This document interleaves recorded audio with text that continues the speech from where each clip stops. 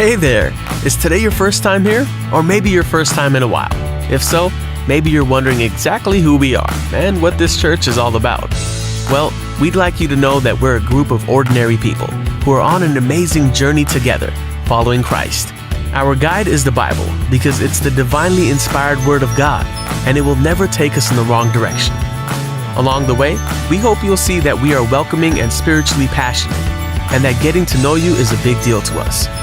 We know that the road is rough sometimes, but we'll work really hard to bring you practical and relevant messages to equip and encourage you through life's ups and downs. We want you to know that we care about this community, and we believe that it's our job to make it a better place. So, no matter who you are or where you've been, we're glad you're here with us today, and we hope that you'll join us on our journey, following Christ and living out His plan for us. So, welcome to church.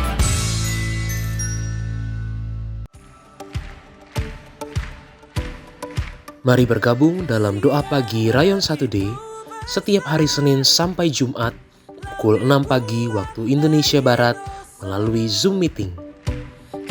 Bagi anak-anak muda, bergabunglah dalam Community of Love atau KUL DM setiap hari Jumat pukul 19.30 waktu Indonesia Barat onsite di gereja kita GBI Green Pramuka Square. Jemaat Tuhan, bergabunglah untuk membangun mesbah bersama dalam doa pagi onsite GBI Green Pramuka Square setiap hari Sabtu pukul 7 pagi waktu Indonesia Barat.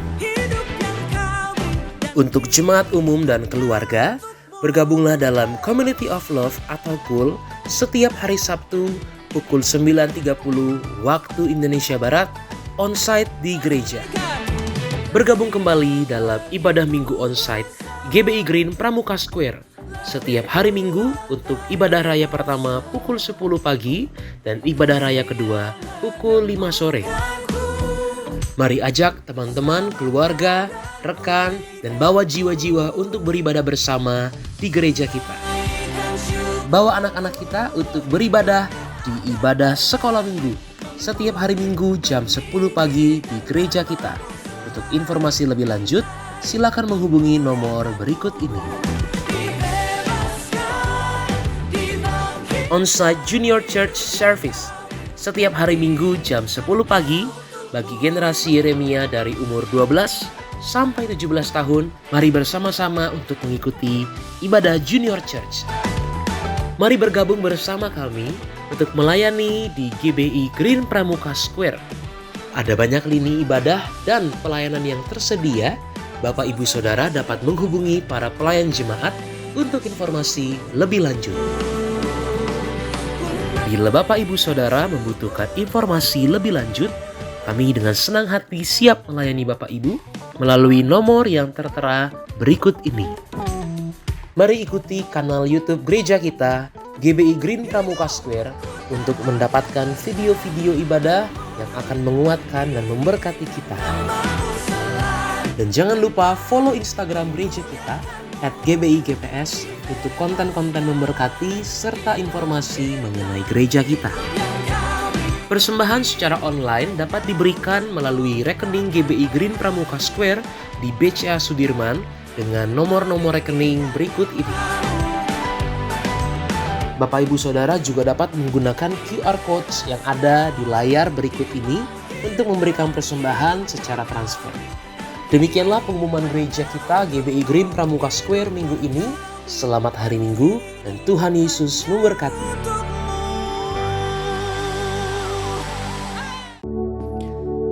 Deklarasi Iman Mazmur 91. Dalam lindungan Allah. Orang yang duduk dalam lindungan yang maha tinggi dan bermalam dalam naungan yang maha kuasa akan berkata kepada Tuhan, tempat perlindunganku dan kubu pertahananku, Allahku yang kupercayai. Sungguh dialah yang akan melepaskan engkau dari jerat penangkap burung, dari penyakit sampar yang busuk. Dengan kepaknya ia akan menudungi engkau. Di bawah sayapnya engkau akan berlindung. Kesetiaannya ialah perisai dan pagar tembok. Engkau tak usah takut terhadap kedahsyatan malam, terhadap panah yang terbang di waktu siang, terhadap penyakit sampar yang berjalan di dalam gelap, terhadap penyakit menular yang mengamuk di waktu petang. Walau 1000 orang rebah di sisimu dan 10.000 di sebelah kananmu, tetapi itu tidak akan menimpamu. Engkau hanya menontonnya dengan matamu sendiri dan melihat pembalasan terhadap orang-orang fasik.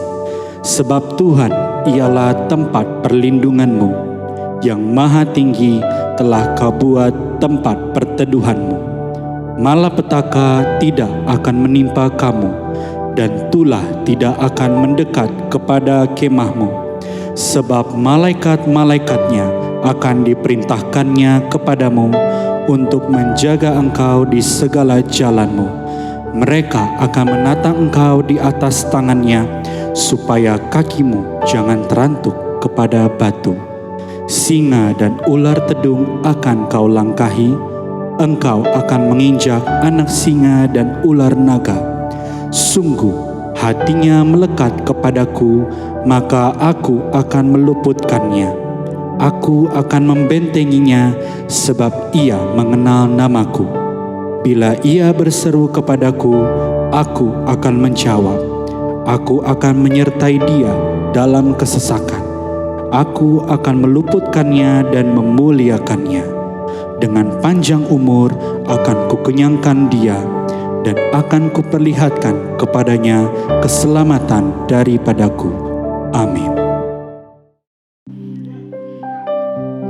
Mari kita perkatakan Pentakosta ketiga.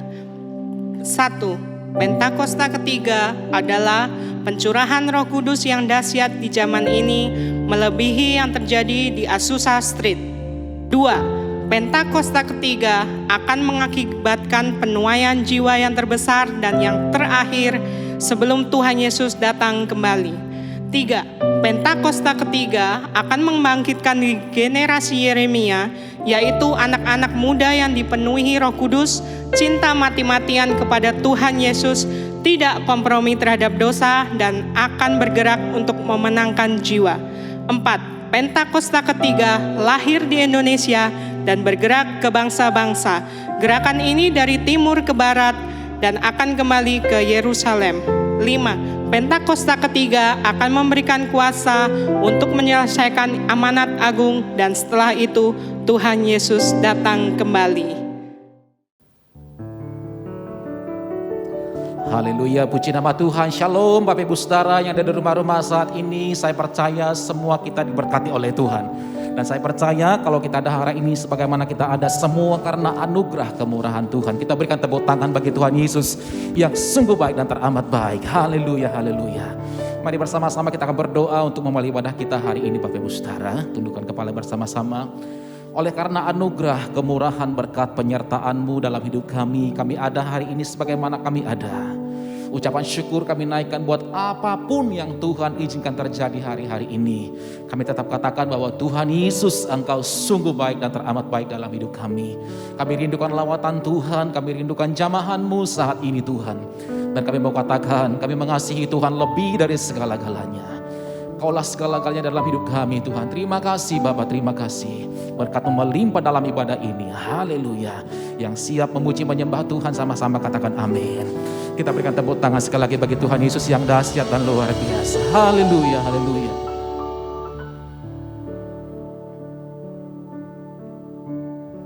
Kaulah segalanya bagi kami Tuhan. Tuhan, Kaulah segalanya.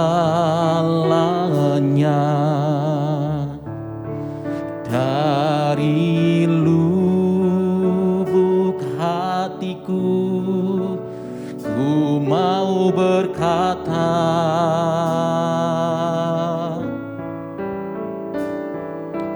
Yesus, Kaulah segalanya. tiada yang dapat melebihi Engkau.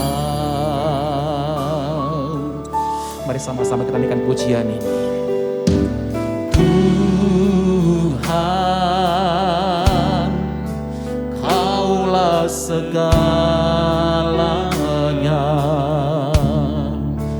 Dari lubuk hatiku, ku mau berkata, panggil namanya Yesus. Yesus, Kaulah segalanya. Tiada yang dapat melebihi Engkau. Mari sambil angkat tangan sama-sama. Selamanya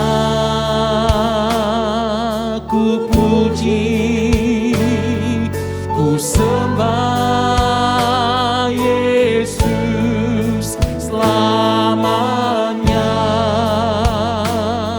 ku sanjung nama-Mu. Selamanya tekadku senangkan Engkau. Selamanya Kaulah segalanya dalam hidup kami. Terima kasih Tuhan Yesus. Kita berikan sorak-sorai tepuk tangan dari rumah-rumah saat ini, saudara. Sama-sama naikkan pujian ini sekali lagi. Tuhan, Kaulah segalanya. Dari lubuk hatiku, ku mau berkata, Yesus, Yesus, Kaulah segalanya. Tiada yang dapat melebihi Engkau. Kami angkat tangan kami bersama-sama saat ini, Tuhan. Selamanya ku puji, ku sembah Yesus. Selamanya ku sanjung nama-Mu. Selamanya tekadku Tuhan, senangkan Engkau. Selamanya Kaulah segala-galanya dalam hidup kami, ya Tuhan Yesus. Oh, selama-lamanya Tuhan, selamanya ku puji, ku sembah Yesus. Selamanya ku sanjung nama-Mu. Selamanya tekadku senangkan Engkau Tuhan, menyenangkan hati-Mu selalu. Selamanya Kaulah segalanya, Kaulah segalanya, Kaulah segalanya. Sekali lagi dan sembah Dia, Kaulah segalanya.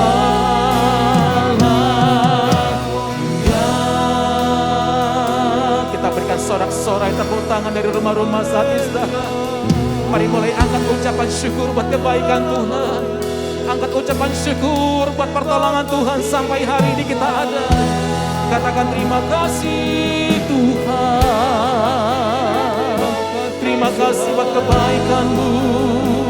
Terima kasih buat kasih setia-Mu dalam hidup kami. Terima kasih Tuhan. Kami memuji, kami menyembah-Mu ya Tuhan. Kami rindukan hadirat Tuhan saat ini. Oh,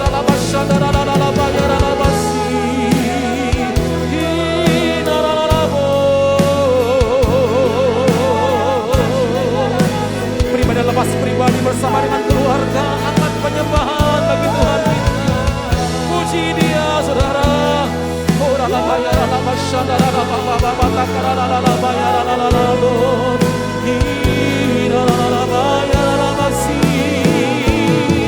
Engkau baik Tuhan, Engkau sungguh baik bagi kami. Sungguh tiada yang seperti Engkau. Terima kasih Tuhan. Haleluya.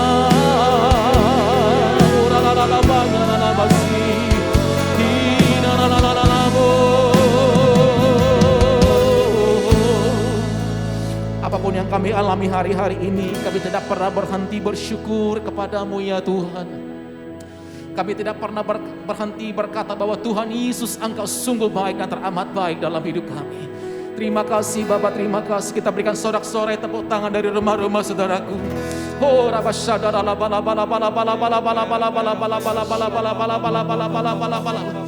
ya Yesus baik. Ya Yesus baik. Ya Yesus baik. Dia baik buat saya. Nyanyikan sama-sama saudara. Ya Yesus baik. Dia sungguh baik. Ya Yesus baik. Ya Yesus baik. Dia baik buat saya. Oh, Dia sungguh baik bagi kita. Dia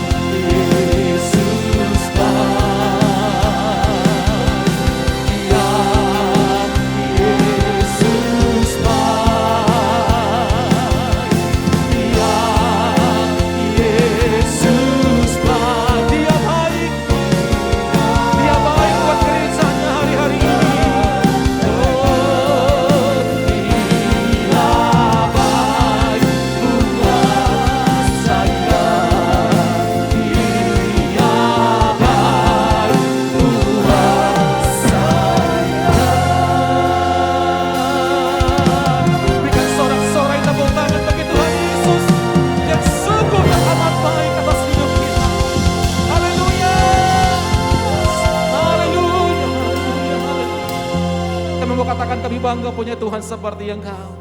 Tuhan yang tidak pernah berubah kuasanya dulu, sekarang dan sampai selama-lamanya. Sanggup menyembuhkan kami hari ini, sanggup memulihkan keadaan kami. Bahkan Tuhan yang sanggup membuka pintu-pintu berkat bagi kami hari-hari ini. Terima kasih buat lawatan-Mu ya Tuhan. Segala pujian, hormat, kemuliaan hanya layak bagi nama-Mu sekarang dan sampai selama-lamanya. Di dalam nama Tuhan Yesus, bersama-sama kita katakan amin. Kita berikan tepuk tangan bagi Tuhan Yesus yang dahsyat dan luar biasa. Haleluya. Halo saudara, mari yang siap diberkati Tuhan, tepuk tangan bagi Allah kita. Sama-sama katakan, kasih setiamu nyata bagiku, nikmat kebajikan tersedia bagiku, sebab Allah sanggup limpahkan segalanya, dan anugerahnya sangat besar bagiku. Aku diberkati, aku dilimpahi, karena Allah sanggup untuk menyediakan. Aku diberkati, aku dilimpahi atas sempurna anugerah Tuhan bagiku. Terima kasih Tuhan, kami percaya kami diberkati, kami percaya kami terima yang baik dari Tuhan. Haleluya. Kasih setiamu nyata bagiku, nikmat kebajikan tersedia bagiku, sebab Allah sanggup limpahkan segalanya, dan anugerahnya sangat besar bagiku. Aku diberkati, aku dilimpahi, karena Allah sanggup untuk menyediakan. Aku diberkati, aku dilimpahi atas sempurna anugerah Tuhan bagiku.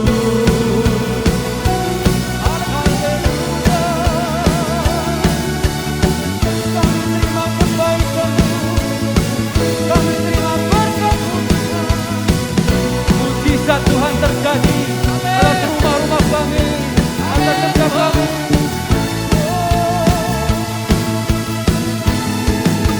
Sama-sama katakan, sebab Allah sanggup limpahkan segalanya, dan anugerahnya sangat besar bagiku. Sebab Allah sanggup limpahkan segalanya,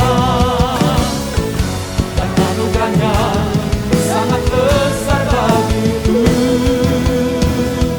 Aku diberkati, aku dilimpahi, karena Allah sanggup untuk menyediakan.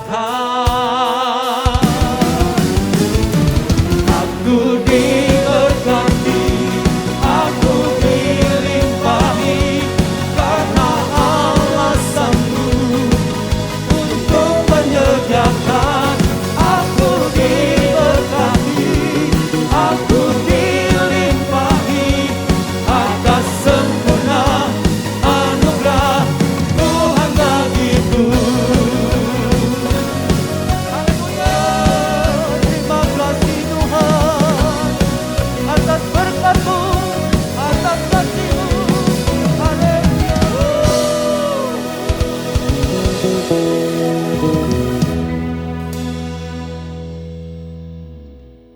Terima kasih buat hadirat-Mu.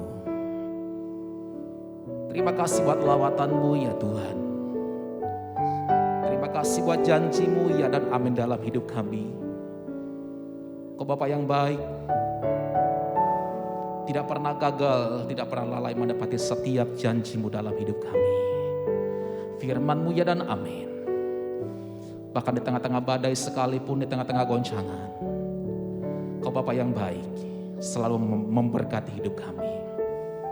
Makasih Tuhan Yesus. Haleluya. Sekalipun aku dalam lembah gelap, ku tak takut sebab Kau besertaku. Sekalipun badai topan datang menerpa, ku tak gentar sebab Kau di sisiku. Aku percaya berkat-Mu atasku melimpah, kebajikan kemurahan selalu mengikutiku. Ku puji, ku sembah Kau Tuhan. Haleluya. Mari sama-sama dengan pujian ini. Sekalipun aku dalam lembah kelam, ku tak takut sebab Kau besertaku. Sekalipun badai topan datang menerpa, ku tak gentar sebab Kau di sisiku. Angkat kedua tangan sama-sama dengan iman, katakan, aku percaya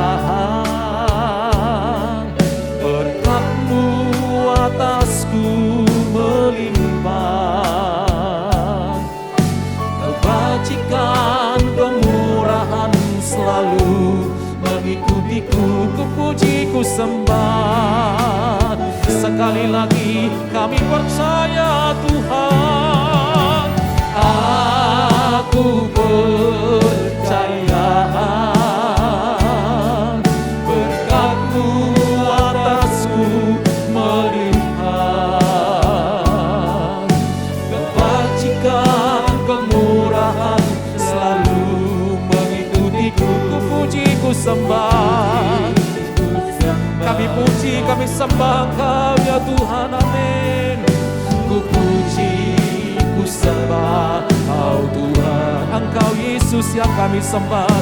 Ku puji, ku sembah Kau Yesus.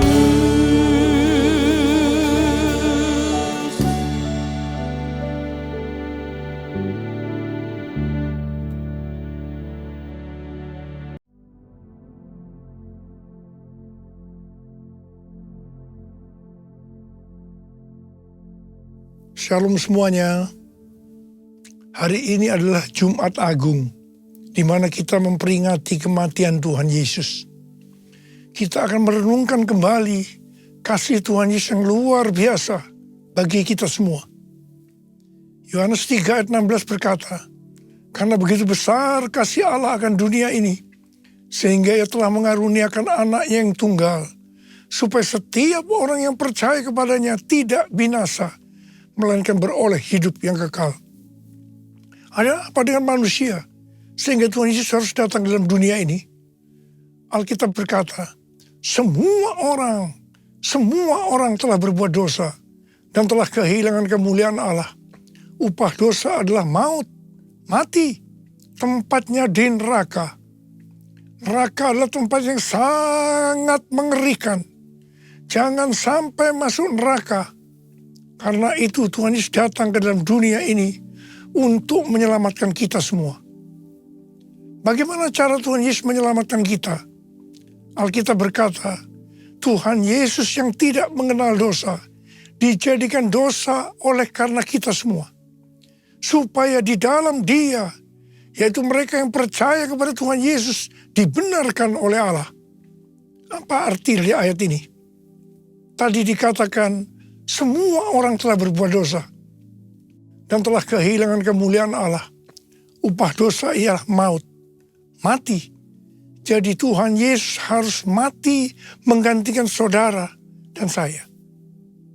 Kalau kita melihat cara mati Tuhan Yesus, saya katakan sangat-sangat tidak manusiawi.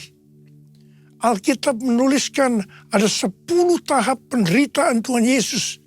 Dari Taman Getsemani sampai Golgota. Sangat mengerikan.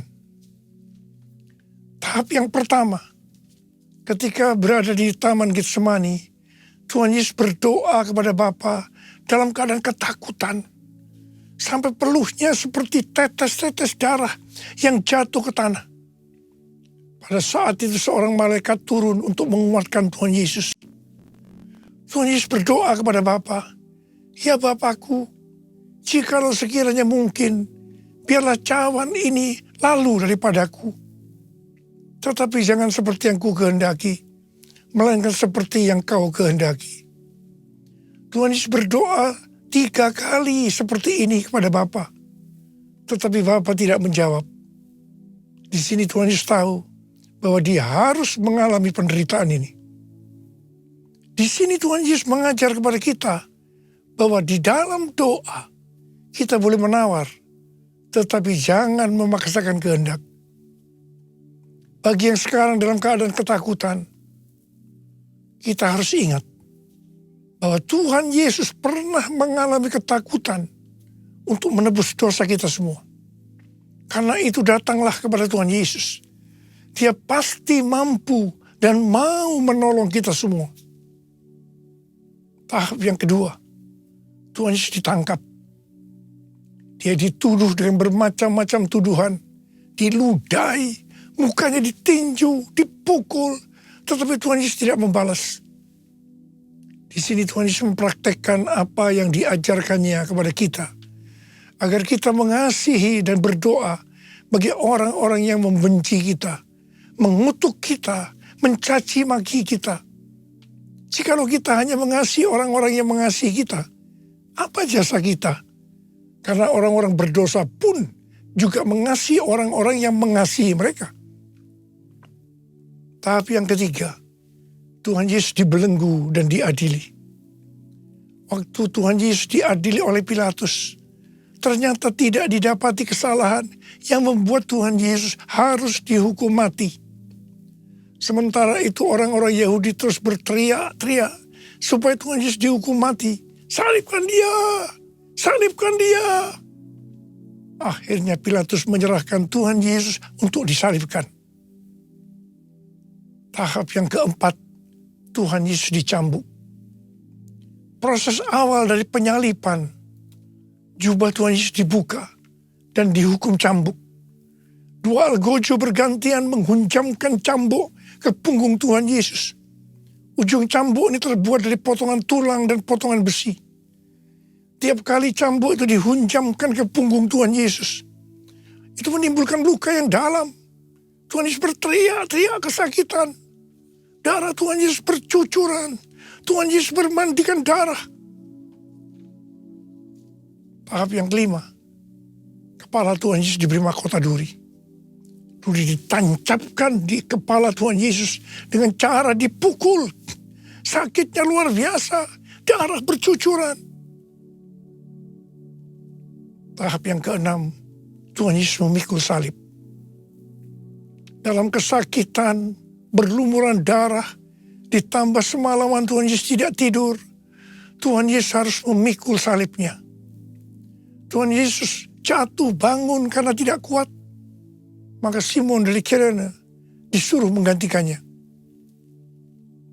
Tahap yang ketujuh, tangan dan kaki Tuhan Yesus dipaku. Sakitnya luar biasa. Darah bercucuran. Tahap yang ke-8, Tuhan Yesus digantung di atas kayu salib. Pada saat itu Tuhan Yesus menderita secara lahir maupun batin. Secara lahir dia merasakan sakit yang luar biasa di sekujur tubuhnya. Dan juga merasa sesak karena ada cairan yang menekan jantungnya. Secara batin, Tuhan Yesus menderita karena Tuhan Yesus melihat semua orang yang lalu lalang menghujat dia. Ahli-ahli Taurat, tua-tua, imam-imam menghujat dia. Bahkan salah satu penjahat di sebelahnya juga ikut menghujat. Tahap yang ke-9, Tuhan Yesus merasa ditinggalkan oleh Bapa. sekitar jam 12 siang sampai jam 3 petang. Tiba-tiba langit di sekitar Golgota menjadi gelap. Tuhan Yesus gelisah. Dan dia berteriak, Eli, Eli, lama sabachthani. Allahku, Allahku, mengapa engkau meninggalkan aku? Tuhan Yesus merasa ditinggalkan oleh Bapa. Orang yang berdosa pada hakikatnya dipisahkan dari Bapa. Jadi untuk menebus orang yang berdosa, maka Tuhan Yesus harus merasakan ditinggalkan oleh Bapa, dipisahkan dari Bapa. Saya percaya ini adalah puncak penderitaan Tuhan Yesus. Penderitaan lainnya tidak ada artinya dibandingkan merasa ditinggalkan oleh Bapa. Bagi saya, kalau saya tidak bisa merasakan hadirat Tuhan, itu adalah hal yang paling berat dalam hidup saya. Karena itu saya setiap hari selalu menjaga langkah-langkah dalam hidup saya, agar saya terus mengalami hadirat Tuhan. Kalau ada dosa, harus cepat diselesaikan, supaya terus merasakan hadirat Tuhan. Saya berharap saudara juga melakukan hal yang sama seperti itu. Kalau ada di antara kita yang sudah tidak merasakan hadirat Tuhan, dan kita menganggap itu hal yang biasa, kita harus bertobat. Tidak ada yang lebih berbahagia daripada kalau kita berada dalam hadirat Tuhan. Sebab Alkitab berkata, di hadapanmu ada sukacita berlimpah-limpah. Artinya di dalam hadirat Tuhan ada sukacita dan kebahagiaan yang berlimpah-limpah. Tahap yang ke-10. Tuhan Yesus berkata, sudah selesai. It is finished. Ya Bapa, ke dalam tanganmu kuserahkan nyawaku. Lalu Tuhan Yesus mati. Pertanyaannya, mengapa Tuhan Yesus harus mati dengan cara demikian? Mengapa tidak dengan cara yang mudah? Dipenggal kepalanya, selesai. Mengapa Tuhan Yesus harus mati dengan bermandikan darah? Alkitab katakan, tanpa penumpahan darah, tidak ada pengampunan dosa. Untuk mengampuni dosa saudara, dosa saya, Tuhan Yesus harus mati dengan cara demikian. Selain itu, apalagi yang Alkitab katakan dengan cara mati Tuhan Yesus yang seperti itu? Yang pertama, penyakit kitalah yang ditanggungnya.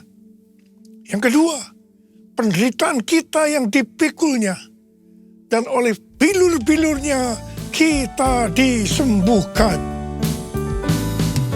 Darah-Mu Yesus sucikan daku. Darah-Mu Yesus bebaskanku.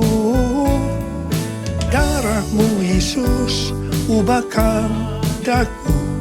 Ku dijadikan baru. Darah-Mu Yesus sucikan daku. Darah-Mu Yesus bebaskanku. Darah-Mu Yesus ubahkan daku. Ku dijadikan baru. Ku dijadikan baru. Tuhan Yesus mati karena dosa-dosa kita. Dia dikuburkan. Tapi pada hari yang ketiga, dia dibangkitkan. Haleluya! Tuhan Yesus tidak selamanya mati. Tetapi pada hari yang ketiga, Tuhan Yesus dibangkitkan. Apa yang Alkitab katakan? Kalau sampai Tuhan Yesus tidak bangkit. Yang pertama, sia-sialah pemberitaan firman Tuhan. Saya di sini memberitakan firman Tuhan. Tidak ada artinya. Sia-sia. Tetapi puji Tuhan. Tuhan Yesus hidup. Tuhan Yesus bangkit. pemberitaan firman Tuhan menjadi tidak sia-sia. Hal yang kedua, kalau sampai Tuhan Yesus tidak bangkit, sia-sialah kepercayaan kita. Dan kita akan tetap mati di dalam dosa-dosa kita. Demikian juga dengan orang-orang yang mati di dalam Tuhan. Mereka akan tetap binasa. Tetapi puji Tuhan, Tuhan Yesus bangkit. Kita tidak akan mati di dalam dosa-dosa kita. Tetapi kita akan bersama-sama dengan Tuhan Yesus selama-lamanya. Haleluya! Hal yang ketiga, kalau sampai Tuhan Yesus tidak bangkit, kita adalah orang-orang yang paling malang dari segala manusia. Tetapi puji Tuhan, Tuhan Yesus bangkit. Kita bukan orang-orang yang paling malang, tetapi justru orang yang paling beruntung dari segala manusia. Ada berapa banyak orang-orang yang paling beruntung dari segala manusia? Angkat tangan saudara. Sebab dia hidup, ada hari esok. Sebab dia hidup, ku tak gentar. Karena ku tahu dia pegang hari esok. Hidup jadi berarti sebab dia hidup.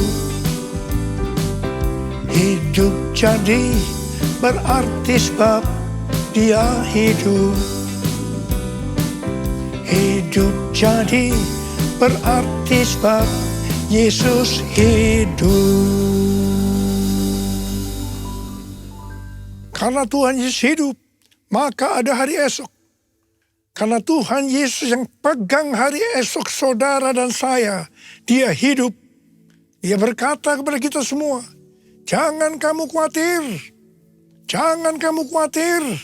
Apa yang akan kamu makan? Apa yang akan kamu minum? Apa yang akan kamu pakai? Semua itu dicari oleh bangsa-bangsa yang tidak mengenal Allah.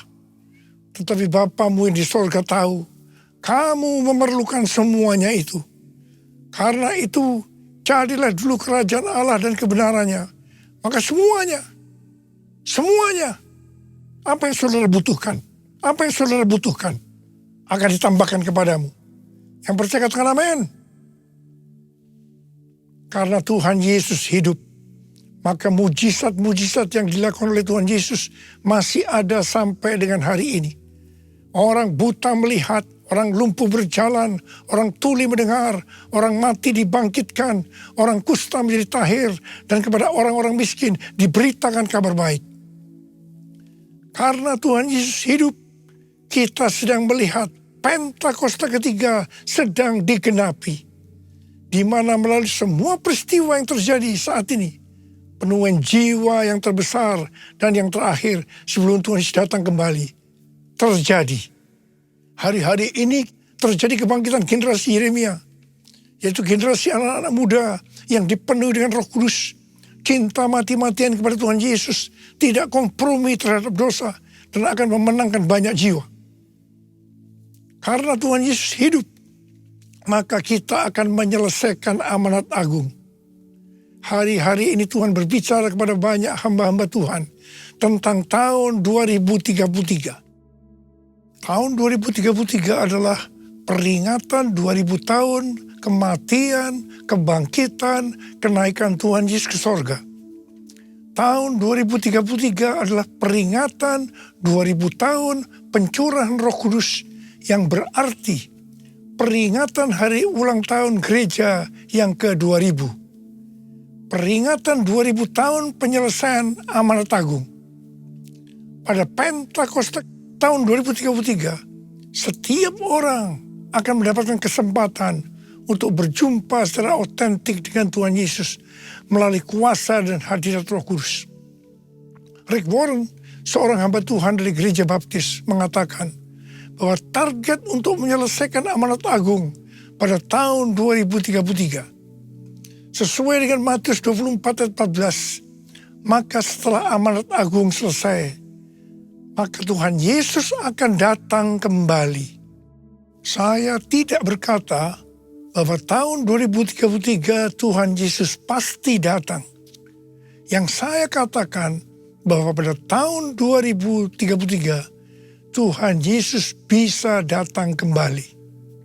Karena itu dalam waktu yang relatif singkat ini, yaitu 9 tahun, mari kita lebih sungguh-sungguh melayani Tuhan.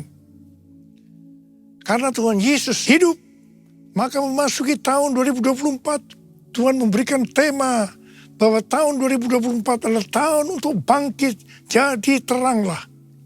Yesaya 60 ayat 2 dan 3 berkata, sebab sesungguhnya kegelapan menutupi bumi dan kekelaman menutupi bangsa-bangsa. Tetapi terang Tuhan terbit atasmu dan kemuliaannya menjadi nyata atasmu. Bangsa-bangsa berduyun-duyun datang kepada terangmu dan raja-raja kepada cahaya yang terbit bagimu. Hari-hari ini Pentakosta ketiga sedang turun. Dan Tuhan Yesus berkata dalam Matius 5 ayat 14 sampai dengan 16 bahwa kita adalah terang dunia. Hendaknya terang kita bercahaya di depan semua orang supaya mereka melihat perbuatan kita yang baik dan memuliakan Bapa kita yang di sorga. Bangkitlah, terangmu sudah datang. Bangkitlah, terangmu sudah datang. Kemuliaan Tuhan telah terbit, kemuliaan Tuhan telah datang, kemuliaan Tuhan telah terbit atasmu, atasmu, atasku, atasku, atasku, sekali lagi, atasku. Bangkit dan jadi teranglah artinya kita harus berbuah. Tuhan Yesus berkata dalam Yohanes 15 ayat 1 dan 2. Akulah pokok anggur yang benar dan Bapakulah tukang kebunnya. Setiap carang padaku yang tidak berbuah dipotongnya dan setiap carang yang berbuah dibersihkannya supaya ia lebih banyak berbuah. Kita ini adalah carang. Carang yang tidak berbuah dipotong. Jatuh ke tanah, menjadi kering, kemudian dikumpulkan orang dan dicampakkan dalam api, lalu dibakar. Jadi kalau kita tidak berbuah, akan apa akibatnya? Kita akan dimasukkan dalam api neraka. Jangan sampai tidak berbuah. Waktu Tuhan Yesus memberikan perumpamaan tentang penabur benih, dikatakan ada benih yang jatuh di semak duri. Semak duri ini akan semakin besar dan menghimpit tanaman itu sehingga tidak berbuah. Ini menggambarkan orang yang mendengarkan firman, lalu kekhawatiran dunia, tipu daya kekayaan, dan kenikmatan hidup menghimpit firman itu sehingga tidak berbuah.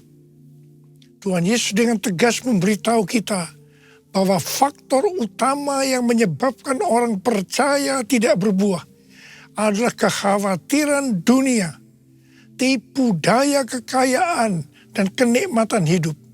Ini adalah tipu daya si iblis. Hal yang seperti ini banyak dialami oleh orang Kristen. Karena itu Tuhan Yesus berkata, bangkitlah, jadi teranglah. Artinya kita harus berbuah. Tuhan Yesus berkata, kalau kita tinggal di dalam Dia, dan firman-Nya tinggal di dalam kita, maka kita akan berbuah. Bagi orang yang seperti itu, Tuhan Yesus berkata, mintalah apa saja yang kamu kehendaki, maka akan diberikan kepadamu. Dalam hal inilah Bapakku dimuliakan, bahwa kamu berbuah banyak, dan menunjukkan bahwa kamu adalah murid-muridku.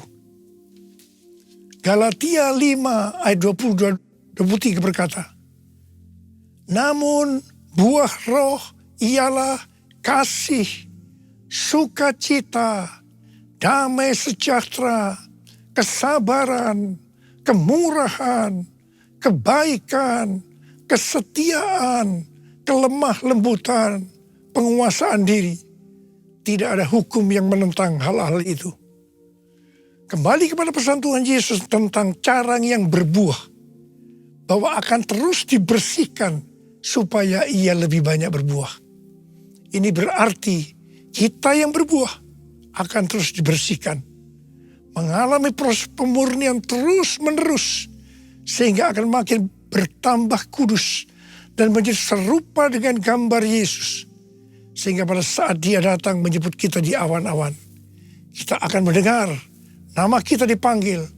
Dan selanjutnya kita akan bersama-sama dengan Tuhan Yesus selama-lamanya. Ada berapa banyak di antara saudara yang percaya pada saat dia datang nanti, nama kita dipanggil. Dan kita akan bersama-sama dengan Tuhan Yesus selama-lamanya. Ada berapa banyak yang percaya? Angkat tangan saudara. Katakan bersama saya. Layak dipuji disembah, Kaulah yang bertata dulu, sekarang dan selamanya. Raja atas segala raja, namamu besar termulia. Layak dipuji disembah, Kaulah yang bertata dulu, sekarang dan selamanya. Raja atas segala raja, namamu besar termulia. Namamu besar termulia.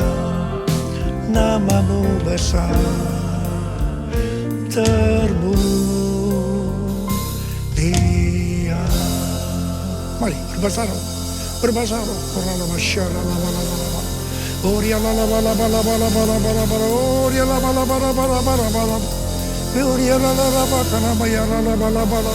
Tuhan, pengurapan-Mu turun ke atas kami semua ya Tuhan. Kami mau bangkit jadi teranglah. Kami mau bangkit jadi teranglah. Ya Tuhan, ya Tuhan, ya Tuhan. Tuhan, terima kasih. Terima kasih Engkau berkati anak-anak-Mu semua ya Tuhan.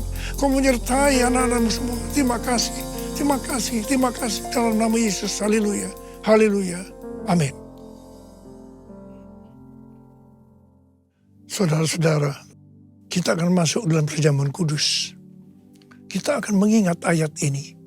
Sebab setiap kali kamu makan roti ini dan minum cawan ini, kamu memberitakan kematian Tuhan sampai Ia datang. Perjamuan kudus adalah perjamuan Tuhan Yesus sendiri. Setiap kali kita masuk dalam perjamuan kudus, Tuhan Yesus selalu berkata, biarlah ini menjadi peringatan akan aku. Karena itu mari arahkan hati kita kepada kebaikan Tuhan. Supaya kita lebih mengasihi Tuhan Yesus. Supaya kita lebih mengasihi satu dengan yang lain. Mari kita tundukkan kepala. Bapa, siapakah kami sebelum kami mengenal Engkau? Kami semua orang berdosa. Upah dosa adalah maut, mati. Tapi Engkau yang tidak berdosa telah dijadikan dosa oleh karena kami. Engkau harus turun dari surga mulia. Mati ganti kami dengan penderitaan yang luar biasa. Sungguh kalau kami pikirkan betapa baiknya Engkau ya Aba. Engkau jadikan kami sebagai anak-anak-Mu. Engkau berkati, Engkau tuntun, Engkau bela, Engkau lindungi. Engkau juga tegur kalau kami salah. Malah Engkau hajar kami. Itu Engkau ya Aba. Itu Engkau ya Aba. Tuhan akan memberkati kita semua melalui perjamuan kudus. Tapi Tuhan mau kita makan dan minum dengan cara yang benar. Karena itu sekarang masing-masing lihat keadaan dirimu. Introspeksi. Jangan menyimpan dosa. Kalau ada dosa yang Tuhan ingatkan saat ini, langsung minta ampun. Ampuni kami Tuhan. Ampuni. Ampuni kami Tuhan. Ampuni. Ya Tuhan. Ya Tuhanku. Ya Allahku. Bapa, layakkan kami untuk masuk dalam perjamuan kudus. Kami akan masuk dalam perjamuan kudus dengan hati yang penuh ucapan syukur. Dalam nama Yesus kami berdoa. Amin. Mari. Angkat roti di tangan kanan kita tinggi-tinggi. Sebab apa yang telah kuteruskan kepadamu telah aku terima dari Tuhan. Yaitu bahwa Tuhan Yesus pada malam waktu Ia diserahkan mengambil roti. Dan sesudah itu Ia mengucap syukur atasnya. Dia memecah-mecahkannya dan berkata, inilah tubuhku yang diserahkan bagi kamu. Perbuatlah ini menjadi peringatan akan aku. Saudara dikasih Tuhan, bukankah roti yang kita pecah-pecahkan ini adalah persekutuan kita dengan tubuh Kristus. Mari kita makan dalam nama Yesus.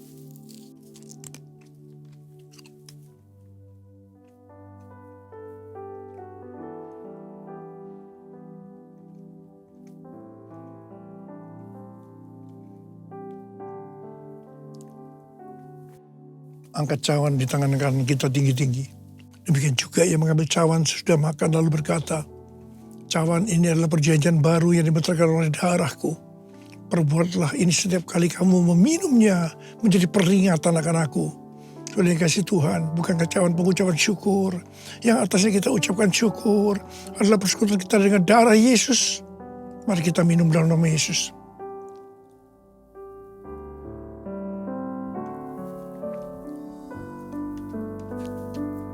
Angkat tangan kita di hadapan Tuhan. Ucapkan syukur dan terima kasih dengan suara, jangan diam. Tuhan, terima kasih Tuhan. Terima kasih Tuhan. Terima kasih ya Tuhan. Terima kasih. Terima kasih ya Tuhan. Terima kasih. Bapa, saat ini kau sedang menyembuhkan yang sakit. Kau sedang membebaskan yang terikat. Kau menghibur yang susah. Engkau menguatkan yang lemah. Engkau memberikan pengharapan yang baru bagi yang datang dengan putus pengharapan. Terima kesembuhan. Terima. Oh Tuhan, terima kasih. Terima kasih. Pengurapan-Mu turun ke atas kami semua. Urapi kami, Abba. Urapi kami, Abba. Urapi kami. Terima kasih, Yesusku. Terima kasih, Yesusku. Puji syukur hanya bagi Tuhanku. Terima kasih Yesusku. Terima kasih Yesusku. Puji syukur hanya bagi Tuhanku. Puji syukur hanya bagi Tuhanku. Puji syukur hanya bagi Tuhanku.